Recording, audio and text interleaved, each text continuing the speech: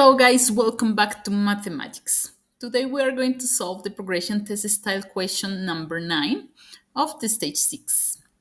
It says Freddy has the following spinner and a fair dice. And Freddy says it is equally likely to get an odd number from the spinner as on the dice. Mark if the statement is true or false and explain.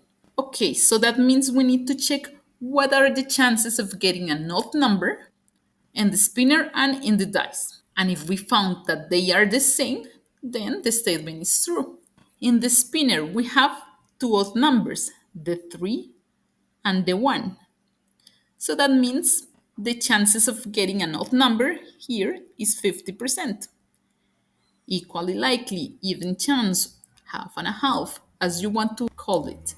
But it's 50% the chances of getting an odd number from the spinner. From the die, we have 6 different possible results.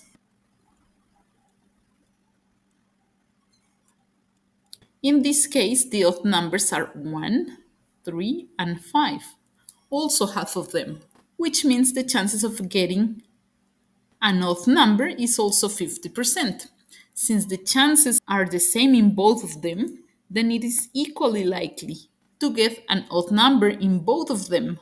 So the statement is true.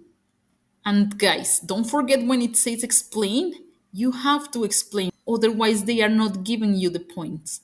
You can write something like in both spinner and dice, the chances of getting an odd number you could write are 50% or one half, or just write the word half. Then it's going to give you the mark.